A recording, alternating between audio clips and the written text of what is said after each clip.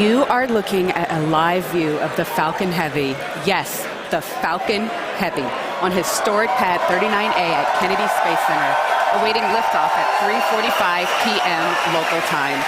Welcome to our live launch webcast. My name is Lauren Lyons. I'm an engineer in our flight reliability department here at SpaceX, and I am so excited to be here with you today, along with my co-hosts, bringing you coverage of the first ever test flight of Falcon Heavy. At liftoff, Falcon Heavy is going to be the world's most powerful operational rocket by a factor of 2.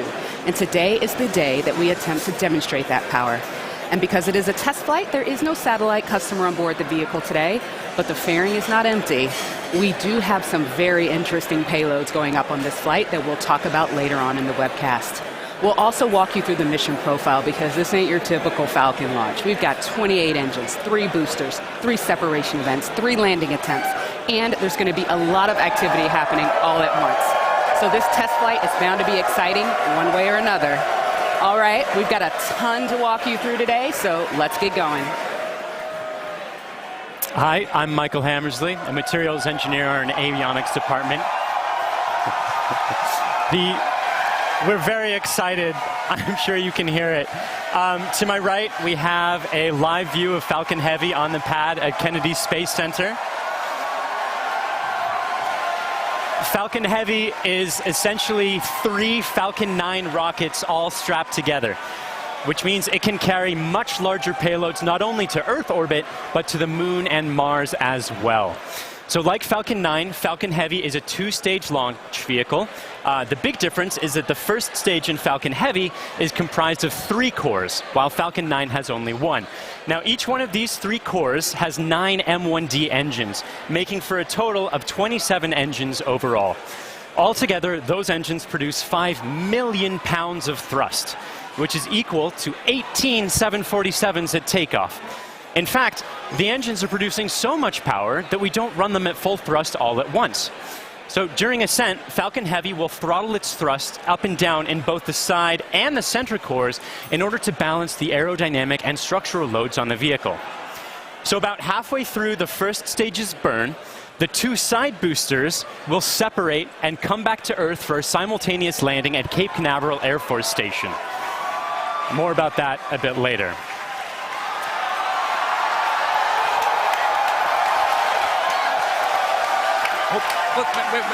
Wait. At that point, the mission proceeds very much like a standard Falcon 9 flight.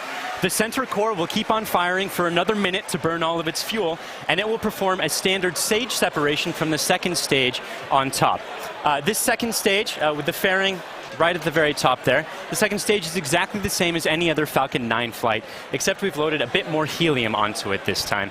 Now, that second stage will be sending our payload way out into a Mars-crossing orbit, which we'll also get into a bit later. But all in all, with a successful launch, Falcon Heavy is going to be the largest and most powerful operational rocket in the world. We're very excited to be launching it today. Let's check in on exactly how it's doing. Good afternoon. I'm John Innsbrucker, the Falcon Principal Integration Engineer at SpaceX. We're currently at T-minus 17 minutes, 40 seconds and counting down. The good news that all systems are go for launch. We're working no problems with the SpaceX test flight of the Falcon Heavy launch vehicle. Now we're currently loading propellant on all 3 first stage boosters, and we began loading a couple minutes ago on the second stage LOX tank. Now this is the same method that we use on the single-core Falcon 9. It just scaled to handle 3 first-stage boosters. Now we're loading liquid oxygen and kerosene. We do that because in order to support combustion, you need oxygen. And in the vacuum of outer space, there isn't any. So we bring our own liquid oxygen, chilled and densified. You may have heard densified in the past. That allows us to pack the maximum amount into the LOX tanks on the Falcon Heavy. Now our fuel is refined petroleum, RP1. That's essentially just a purified kerosene. It's a safe propellant, easily available, has a lot of history. For example, the Saturn V first stage, flown from the very pad you see on the monitor, from the moon missions, used kerosene and liquid oxygen. Now the big news this afternoon has been the weather, and we've eaten up most of our launch window. Now, we won't have the ability to hold the countdown any further now that we are into liquid oxygen loading. The good news is that the winds are looking good. We're working no issues on the Falcon Heavy. However, if there is an issue in the last minutes, we won't be able to launch today. There is a backup date available tomorrow. And I've said it before, launch is hard, and Falcon Heavy is no exception. We're essentially counting down 3 rockets simultaneously. So the SpaceX team is going to be conservative in case anything pops up in the last minutes. But as the energy and the enthusiasm from the team gathering below me outside of Mission Control Center X is growing, we are go at T-minus 15 minutes and 40 seconds and counting. My name is Brian, and I'm part of the software team here, and I'm standing just outside Mission Control as the crowd gathers behind me. We're all anxiously awaiting this very first test flight of Falcon Heavy. Now today, SpaceX has over 6,000 employees in locations across the country, but it wasn't always like that. Now when SpaceX was first founded in 2002, it was just a small group of engineers who believed that they could reduce the cost of exploring space, but had never actually built a rocket themselves. Now, Falcon 1 was the first rocket we developed, and it was pretty small relative to Falcon 9 and Falcon Heavy. While the Falcon Heavy on the right of your screen is over 230 feet tall, Falcon 1 stood only about 70 feet tall and could only carry about ½ a ton to orbit. However, despite its small size, Falcon 1 served a very large purpose. It was our roadmap to using modern technologies to engineer a vehicle that was not just more reliable, but was less expensive than alternatives. Now, we had 3 test flights of the Falcon 1 before we found success. But on that 4th Falcon 1 flight, it became the first privately developed liquid-fueled rocket to reach Earth orbit. Now, fast forward to today, and SpaceX has had 49 successful rocket launches. We have recovered 21 first stages, and we have reflown 6 of those. We have had 14 Dragon launches and have successfully reused the spacecraft as well. Now, our next step on this journey is just minutes from now when we'll attempt the first test flight of our heavy lift launch vehicle. Now, there have been many challenges along this long road, and it has not been easy. But no matter what happens today, it has all been worth it. Now, one of the many challenges we're hoping to overcome with this test flight is the recovery of all 3 cores of the Falcon Heavy first stage. Although we have demonstrated success with the recovery of a single core, 3 is on a whole nother level. So let's check in with Michael to get an overview of what that story may look like. At SpaceX, our primary goal is to enable people to live on other planets, most notably Mars. But it's hard to do this without dramatically lowering the cost of access to space. And the best way to accomplish that is to reuse as much of the rocket as possible. So we've been successful at landing and reusing Falcon 9 rockets for over 2 years now, and Falcon Heavy aims to continue this trend of reusability. So today, we'll be attempting to recover all 3 of the first stage cores by using both of our landing methods, by land and by sea. So the side boosters have actually been used before on missions TICOM 8 and CRS 9. And at the time of booster separation, during ascent, the side cores will still be going slowly enough to turn around. So it makes sense to return them to Cape. They'll be executing a 3-burn maneuver to get them back to landing zones 1 and 2 and Cape Canaveral Air Force Station. You may have heard of landing zone 1. Landing zone 2 is an identical landing pad right next to it for Falcon Heavy landings. The center core will be going too fast to efficiently return it to Cape Canaveral Air Force Station. So we're going to use the autonomous spaceport drone ship to catch it about 300 miles off the Florida coast. So, if all goes well after launch, we'll have 3 first stage cores back on Earth, 2 for the second time, and a wealth of data for perfecting airplane-like operation in the future. So, countdown is still proceeding nominally. So let's check in again on how Falcon Heavy is doing. We just passed T-minus 12 minutes in the countdown of the test flight of Falcon Heavy. Fuel is completely loaded on the second stage. The first stage is also loaded with fuel, except for a small top-off that'll happen between T-minus 7 minutes and T-minus 6 minutes. Our major activity now is loading liquid oxygen on the boosters and the second stage. Liquid oxygen propellant loading on the first stages will end between T-minus 4 minutes and T-minus 3 minutes.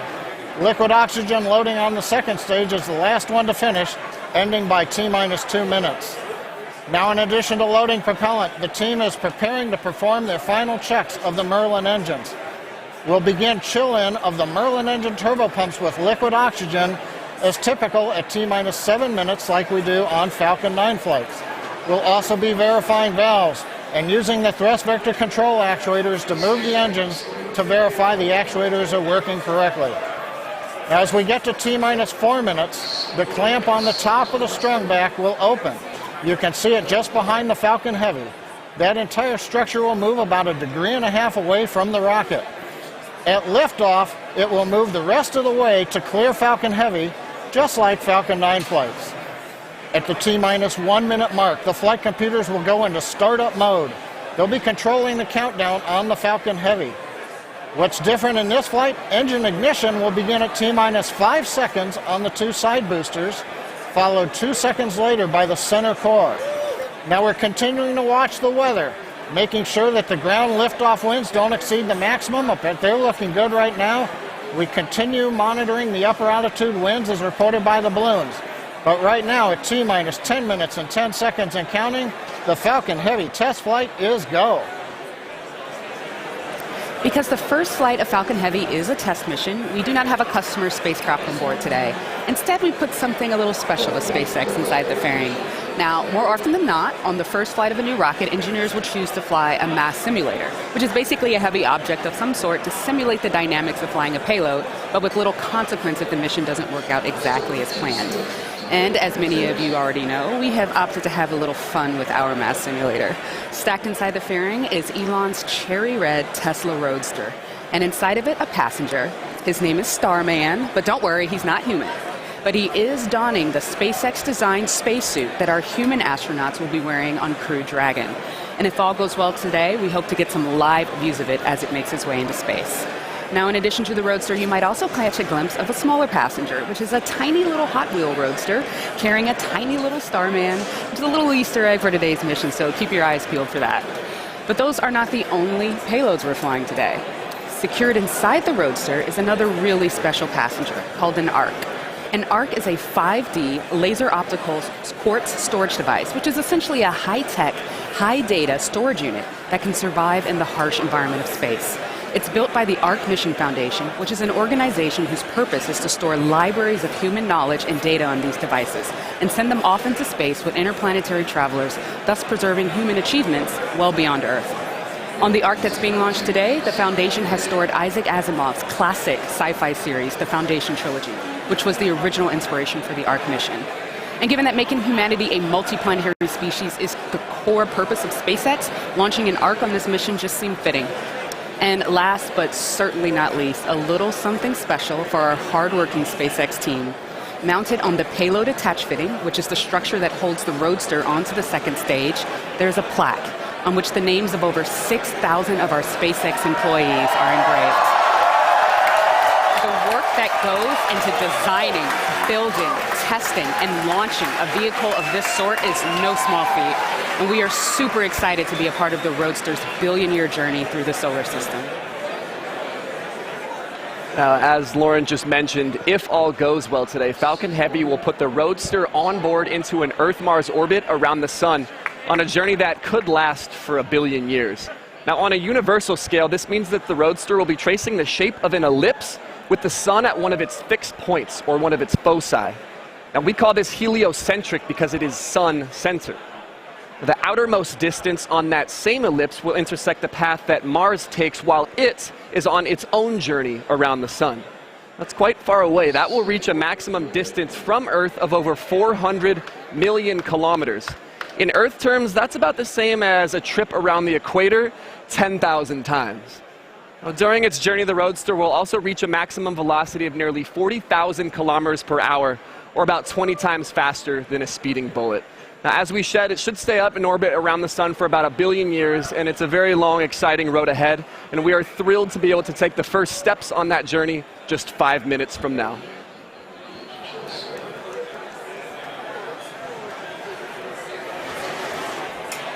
The SpaceX team continues to count down for launch of Falcon Heavy test flight.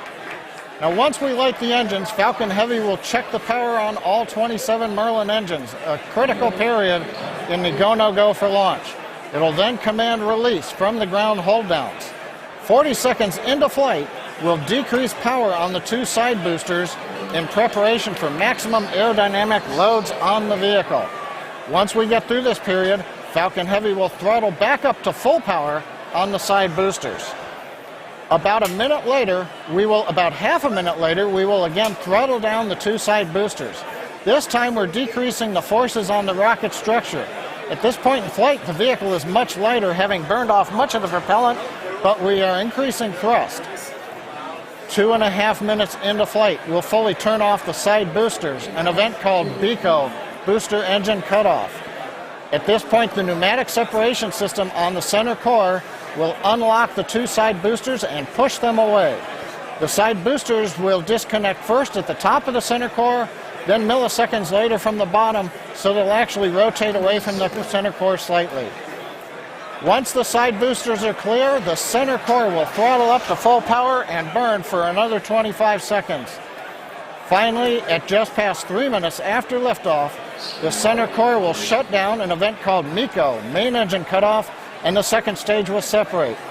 From this point on, it's like a Falcon 9 mission.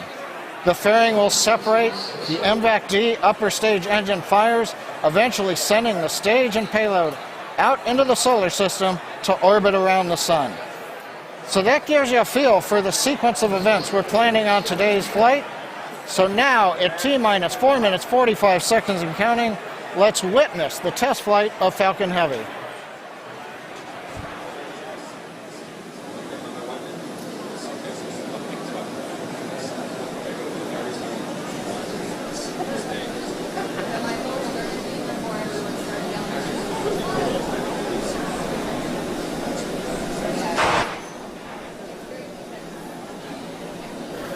MVAC and A1D fuel bleed is started.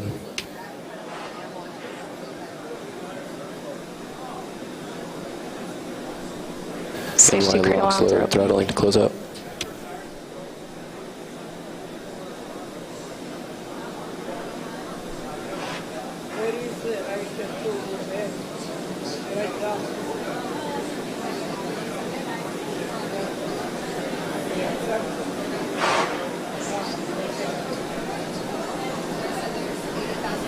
NY lock slide complete.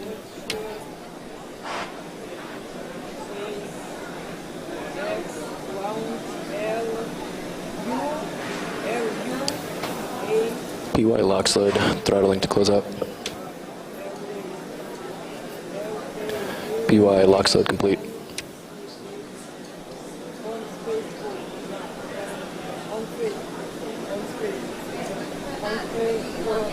Stage 2 TVC motion's nominal.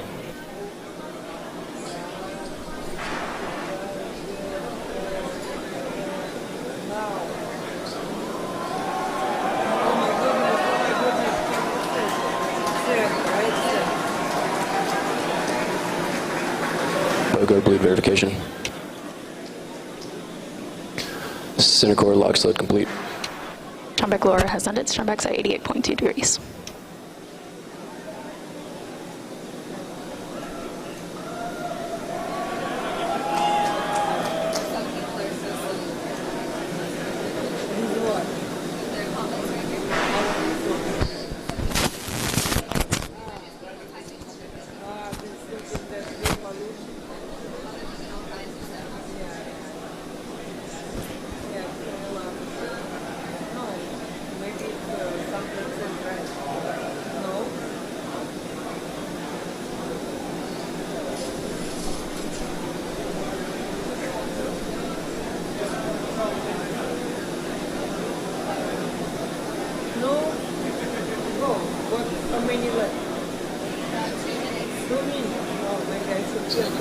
Stage 2 lock load complete. Falcon Heavy prop load is complete.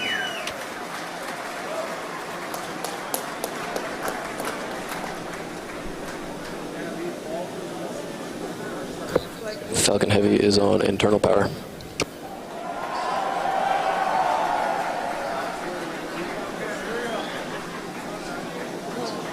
Vehicles in self-align. Ground gas close-outs has started. Falcon Heavy gas loads are complete.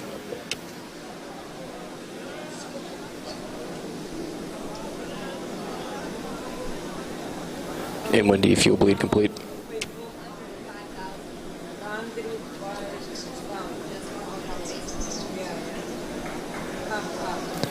M1D engine chill is complete.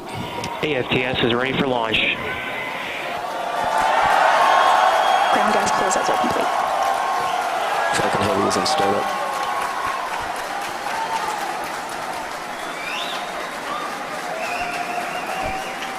Stage 2 pressing for flight.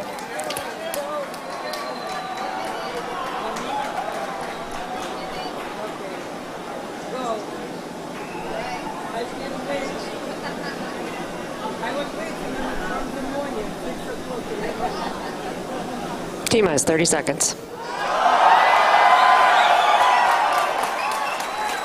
Launch director on countdown 1. SpaceX Falcon Heavy, go for launch. Falcon Heavy is configured for flight. T-minus 15, standby for terminal count. 10, 9, 8, Side booster ignition. 6, 5, 4, 3, 2, 1. Ignition. Falcon Heavy.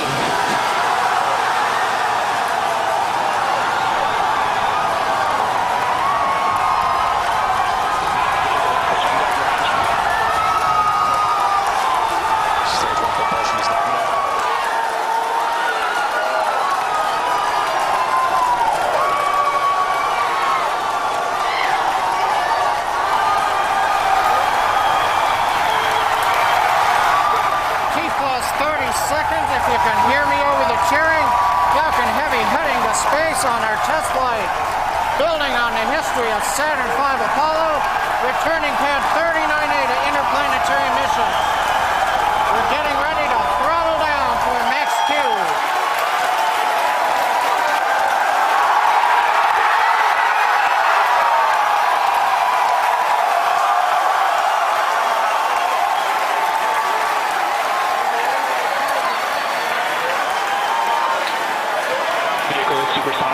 You've heard the call out. Vehicle is supersonic.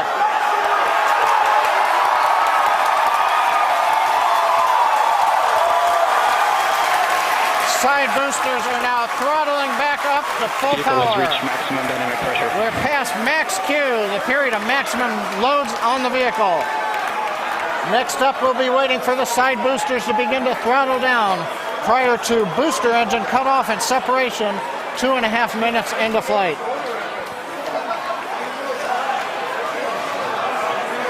GNC trajectory looks good on the Falcon Heavy.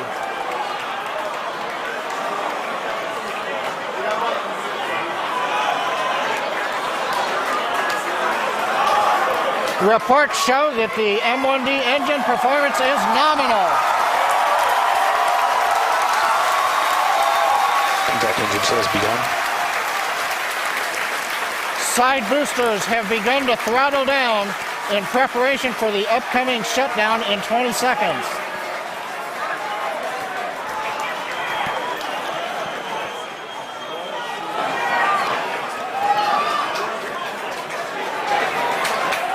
Major event coming up with side booster shutdown and separation. Inside shutdown. Side boosters. Beacon. Center. We're throttling up. S1 keeps going.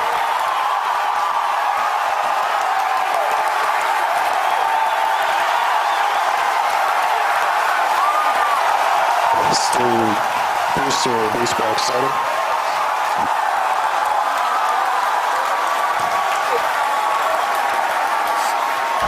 Successful separation. We're coming up on Nico in shutdown. Stay set. Good separation confirmed. Event recognition. Big burn looks good on side boosters. Background startup.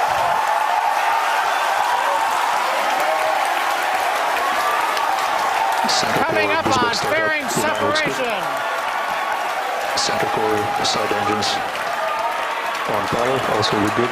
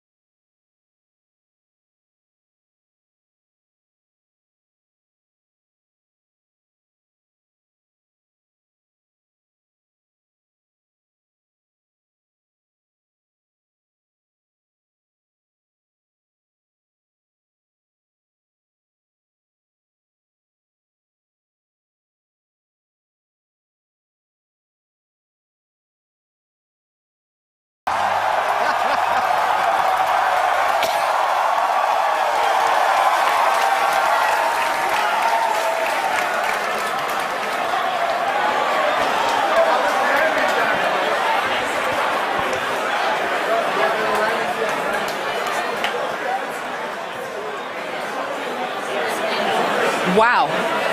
Wow. Did you guys see that? That was awesome. That's the only thing I can really that was say right absolutely now. wild. Absolutely wild. I got nothing else.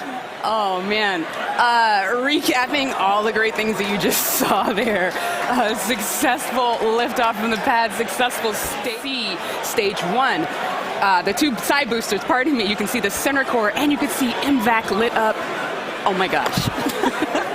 Then the beautiful shots of Starman chilling in the Tesla Roadster. Just absolutely incredible. On your screen at the moment, you've got a few things happening. On the upper right, you've got MVAC-D continuing its burn. On the upper left, you have the center core headed back towards the autonomous spaceport drone ship.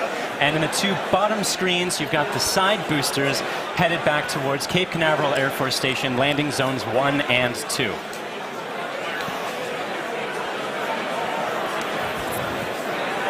The next step coming up for the side boosters and the center booster is the re-entry burn. That's going to slow it down from, or slow all the boosters down from way faster than the speed of sound to just faster than the speed of sound in order to reduce some of those aerodynamic forces and heating that occurs when you're moving that quickly through the atmosphere.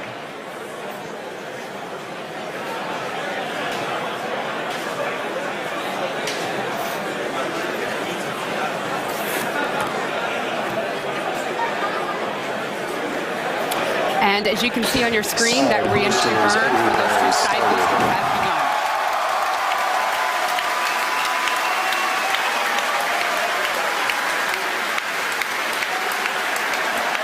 Side boosters entry burn shut down. Side core entry burn target.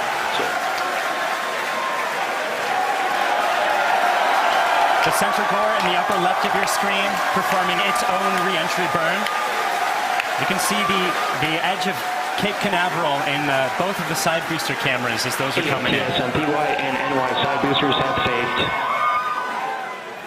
Center core entry burn shutdown.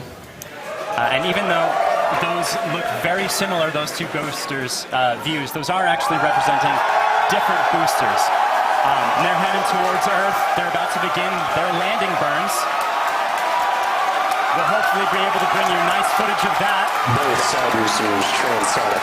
And watch for the landing lights deploy at the tail end of that landing burn.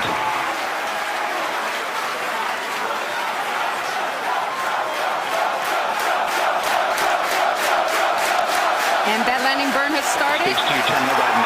Both boosters looking to be on track towards their respective landing zones. Landing burns have started. Side boosters landing legs have deployed.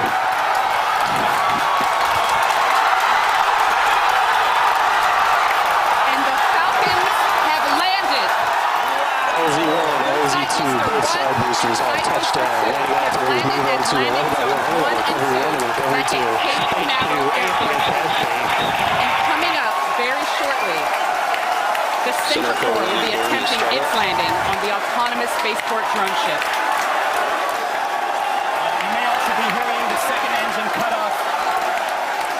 Check on your screen. Sometimes this footage goes out when it approaches the drone ship and the heavy vibrations make it lose signal. We're crossing our fingers that's not the case right now. Stage 2, nominal parking orbit insertion. So it looks like that landing is happening at the moment. We have lost signal. We're hoping that signal comes back shortly. Oh, man. Yeah, as Michael mentioned earlier with the vibrations of the rocket and how it shakes up the cameras that are on the drone ship, sometimes we do lose signal or shakes up the antennas. Oh, and we've just gotten confirmation. Oh. We're waiting to hear what happens, and so we're listening in, and we're still waiting to hear. We'll let you know as soon as we find out. You'll know. People are cheering, but we'll get the call and know hopefully very, very soon how that center core is doing, whether it's standing up proud on that drone ship or not. Meanwhile, other 2 landings. Those were absolutely gorgeous. Meanwhile, the second stage is continuing its trajectory towards Mars. It's all looking good there. John Ike, come give us a recap of the full mission. He stands. Well, if you could hear all that cheering. It was an outstanding test flight of the Falcon Heavy.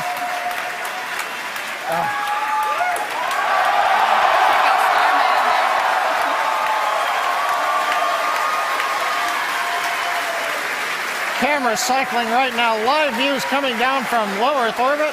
The second stage successfully got there, and it got there as the culmination of a great Falcon Heavy test flight. We lit 27 engines, throttled the boosters up and down. We separated the side boosters. They came back spectacular, simultaneous landing. The center core did its job. The second stage did it. Everything that you could want in a test flight, we got here. Now we're just looking for the icing on the cake to find out what happened on the drone show. But all in all, an outstanding test flight for Falcon Heavy. Wow, what an absolutely momentous occasion. Thank you so much to the range for contributing their expertise to today's launch, the FAA for the licenses to launch and land those boosters, as well as the rest of Falcon Heavy. And thank you to you, the viewers, for joining us for a really, really cool moment here.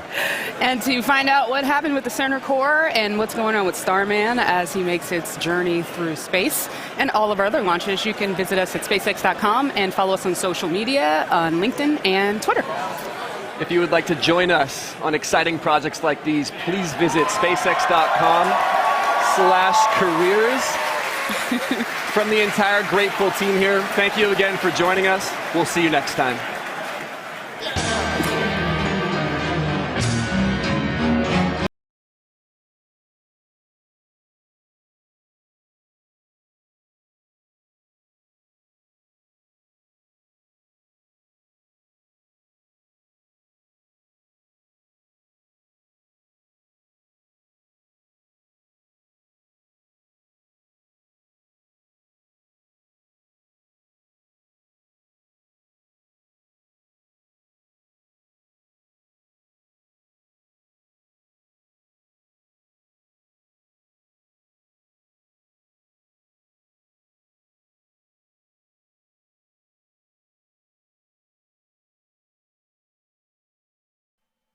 Thank you.